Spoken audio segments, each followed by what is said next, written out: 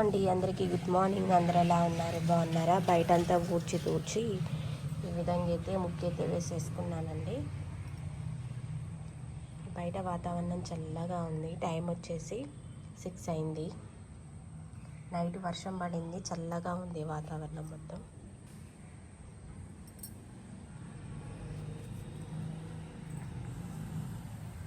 ఇలా అయితే ముగ్గేసుకొని పసుపు కుంకుమ మీద పెట్టుకున్నానండి. ఈరోజు శుక్రవారము, కార్తీక మాసం, కార్తీక శుక్రవారము.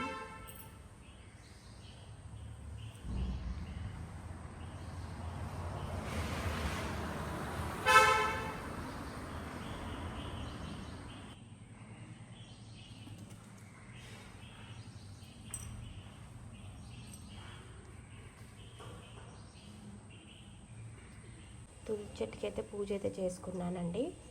సో ఇంకా తులసి కోట అయితే లేదు. ఒక ప్లాస్టిక్ డబ్బాలో పెట్టయితే నేను ఈ విధంగా అయితే కార్తీక మాసం కాబట్టి ఉదయం సాయంత్రము తులసి అమ్మకి అయితే దీపారాధన అనేది చేసుకుంటానండి. మార్నింగ్ చేసుకుంటా, అలానే ఈవినింగ్ 6:30, 7 లోపు మళ్ళీ చేసుకుంటానండి. ఈ విధంగా అయితే పూజ అయితే చేసుకున్నానండి.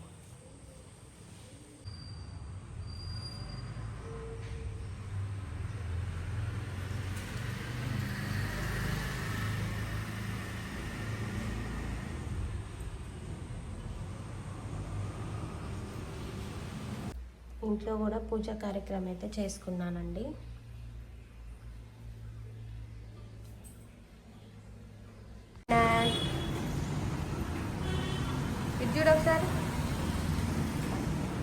హలో అండి, మార్నింగ్ అయితే పూజ చేసేసుకున్నా. పిల్లలు అయితే స్కూల్కి వెళ్ళారనమాట. మళ్ళీ ఈవినింగ్ అయిపోయింది. ఈవినింగ్ కూడా మళ్ళీ ఇల్లంతా క్లీన్ చేసుకొని ఫ్రెష్ అయిపోయాను. పూజ అయితే చేసుకుంటున్నాను. ఇవాళ కార్తీక మాసం వచ్చింది. అలానే ఈరోజు శుక్రవారం అని చెప్పేసి ఉపవాసం ఉన్నానండి. ఒక గ్లాస్ పాలు తాగి ఒక అరటిపండు అయితే తిన్నాను.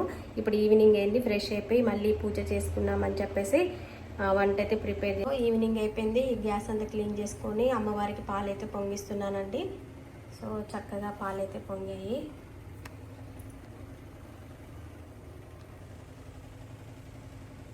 ఇటైతే కడిగి పెట్టుకున్న బియ్యం అయితే వేసానండి. బెండకాయలను నీట్గా కడిగి సన్నగా ముక్కలు కట్ చేస్తానండి. ఇటైతే స్టవ్ వెలిగించేసి గిన్నె అయితే పెట్టేసుకుని ఆయిల్ వేసాను. సో ఈరోజు ఉపవాసం ఉన్నా అని చెప్పేసి అల్లం, వెల్లిపాయలు, ఉల్లిగడ్డలు ఏమి వేయకోకుండా చేసుకొని తిన్నామని చెప్పేసి చేస్తున్నానండి. చాలామంది కార్తీక మాసంలో అల్లము, ఉల్లిగడ్డలు, వెల్లిపాయలు కూరల్లో వేయకోకుండా ఉంటారు. అలానే నాన్ వెజ్ కూడా తినకుండా మానేస్తారండి. నేను నాన్ వెజ్ తినటం మానేశాను. ఇప్పుడు ఒక 2 ఇయర్స్ అవుతుంది నాన్ వెజ్ అయితే తినట్ల. కార్తీక మాసం మొత్తము 1 మంత్ నాన్ వెజ్ తిను. అలానే శ్రావణ మాసంలో కూడా 1 మంత్ వరకు అయితే నాన్ వెజ్ అయితే తిననండి.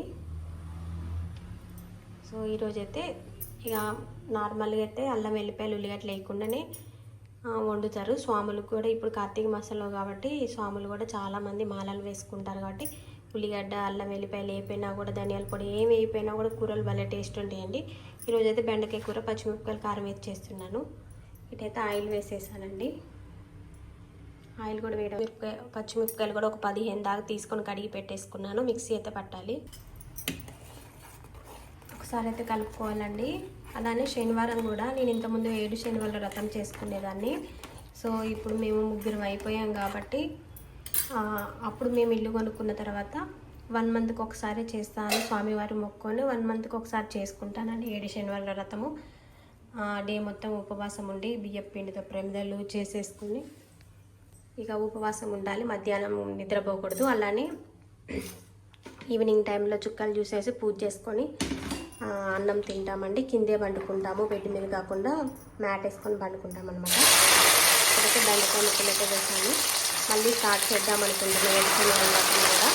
రేపు కార్తీక మాసము, అందులో కూడా రేపు సాటర్డే రోజు రేపైతే స్టార్ట్ చేద్దాం అనుకుంటున్నానండి. మనం అనుకున్న కోరికలు త్వరగా నేర్చుతుంది. ఆ స్వామివారి అనుగ్రహం కూడా ఉంటుందని ఒక నమ్మకం నాకైతే. మళ్ళీ స్టార్ట్ చేస్తున్నాను నేను కూడా 7 శనివారాల వ్రతము.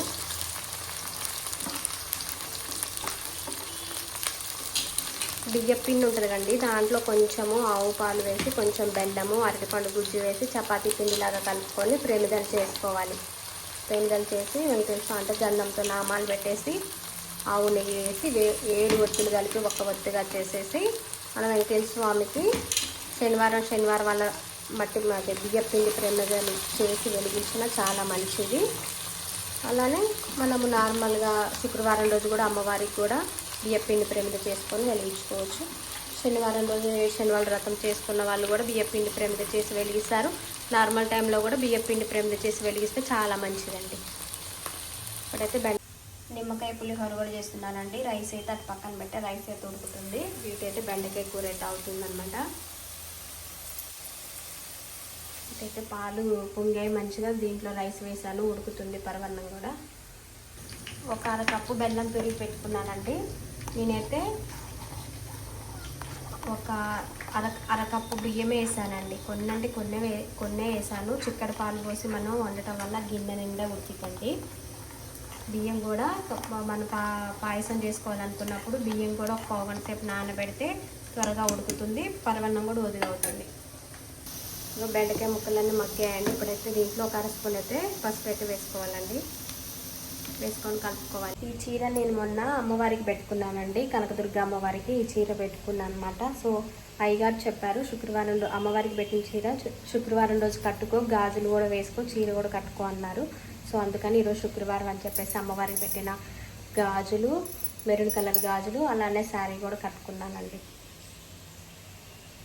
ఒక అర స్పూను సాల్ట్ వేసి పచ్చిమిరపకాయలు కచ్చా పట్టుకోవాలండి. అలానే బెండకాయ ముక్కలకు కూడా కొంచెం సాల్ట్ అనేది వేస్తే ముక్కలకి పట్టించి ఒక అర స్పూన్ దీంట్లో కూడా వేస్తున్నానండి. ముక్కల్లో కూడా వేసి కలుపుకోవాలి.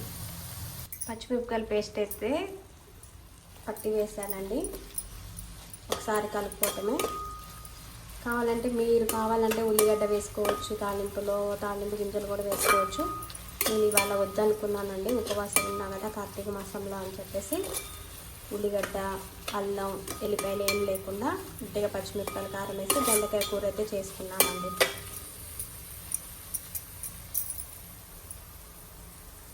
ఒక 5 నిమిషాలు మగ్గనిచ్చేసి స్టవ్ ఆఫ్ చేసుకుంటే పచ్చిమిరపకాయలు కారం వేసి వంకాయ కూర చేయడం అయిపోయిందండి. కావాలంటే నార్మల్ వాళ్ళు ఉల్లిగడ్డ, పచ్చిమిర్చి వేసుకోవచ్చు, ఎల్లిపాయ కూడా వేసుకోవచ్చు. నేను ఉపవాసం ఉన్నా అని చెప్పేసి ఏం వేయట్లేదు, అంతేనండి. ఈరోజైతే ఉపవాసం ఉన్నానండి. కార్తీక మాసము, ఈరోజు శుక్రవారము. సో ఈరోజైతే అమ్మవారి కోసం అయితే ఉపవాసం ఉండేసి పూజ మార్నింగ్ చేసుకుని ఈవినింగ్ కూడా పూజ కార్యక్రమం మొత్తం చేసుకున్నానండి. మళ్ళీ పాయసం చేశాను. అమ్మవారికి అయితే కొబ్బరికాయ అయితే కొడుతున్నానండి. ప్రతి ఫ్రైడే రోజు నాన్ వెజ్ అయితే నేను తిననండి. అమ్మవారిని బాగా నమ్ముతాను. సో మీరందరూ బాగుండాలని మనస్ఫూర్తిగా కోరుకుంటున్నాను. అమ్మవారి అనుగ్రహం ఉండాలని, స్వామివారి అనుగ్రహం ఉండాలని. సో మాకున్నంతలోనే ఈ మందిరాన్ని అయితే ఈ విధంగా అయితే నేను అలంకరణ చేసుకొని ఇలా చేసుకుంటానండి. చాలా ప్రశాంతంగా అనిపిస్తుంది. చిన్నగా ఉన్నా కూడా మందిరము నిండుగా పువ్వులు పెడితే ఎంత మంచిగా అనిపిస్తుందోనండి.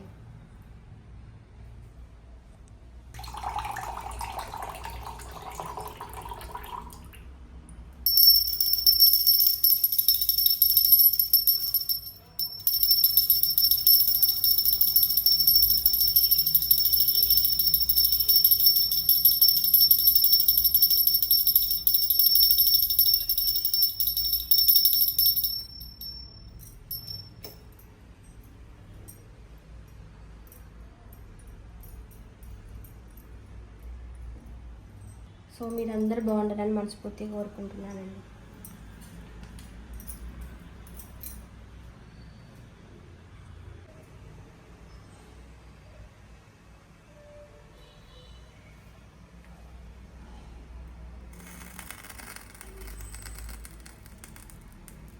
కార్తీక మాసం కదండి, ఉదయం సాయంత్రం పూజ చేసుకుంటాను. అలానే ఈవినింగ్ టైంలో మార్నింగ్ తులసి చెట్టు దగ్గర పెడతా, ఈవినింగ్ బయట గడప దగ్గర పెడతానండి.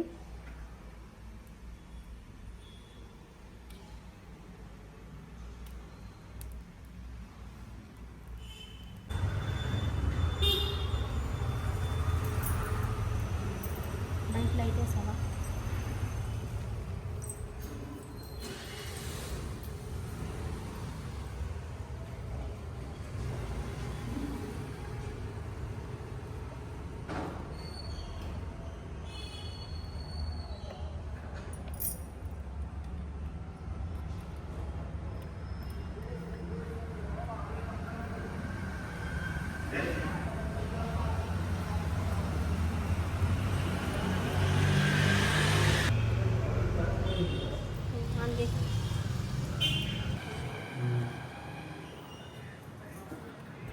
అన్నం అయితే వండుకొని చల్లారి పెట్టానండి. ఇప్పుడైతే స్టవ్ వెలిగించేసి కళాయి పెట్టి ఆయిల్ వేసాను. ఒక 3 పావులు పల్లీలు, తాలింపు గింజలు, ఎండుమిర్చి, పచ్చిమిర్చి, కరివేపాకు వేసాను. దీంట్లోనే సాల్ట్ వేసాను, అలానే నిమ్మరసం కూడా పిండానండి. చాలామంది అన్నానికే పసుపు, సాల్ట్, నూనె పట్టిస్తారు. నేనైతే పసుపు వేసి తాలింపులో వేసాను అనమాట. అప్పుడు అన్నం మొత్తం మంచిగా పట్టింది.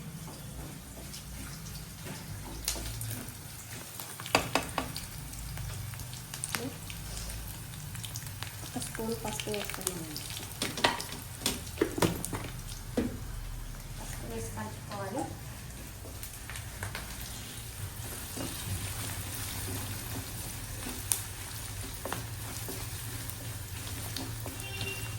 స్టవ్ ఆఫ్ చేసుకొని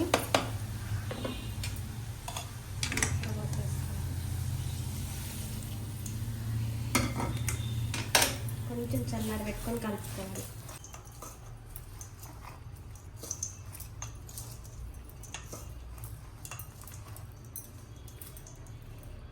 హలో అండి, ఈరోజైతే సునీత ఒక్కపోద్దు కదా, అందుకోసం ఎప్పుడైతే నేను చేసేవాడిని ఇప్పుడైతే అన్నం జరగవా కొంచెం.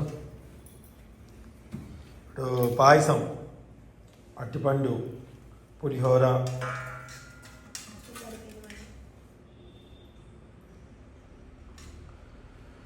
నువ్వు ఒక్కదాని కదా తినేది పాయసం.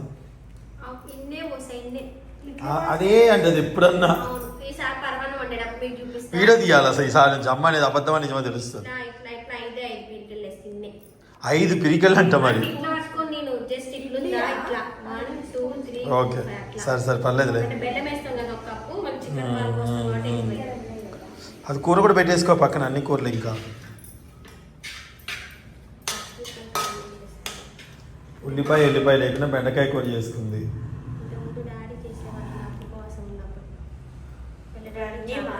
అసలు నాకు చెప్పలేదు నువ్వు. నాకెందుకు చేత కావట్లేదు?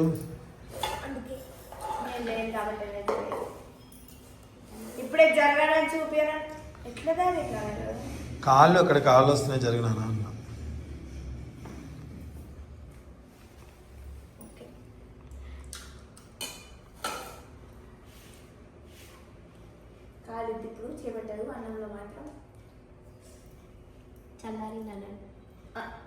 ఓకే అండి, thank you so much watching. Bye.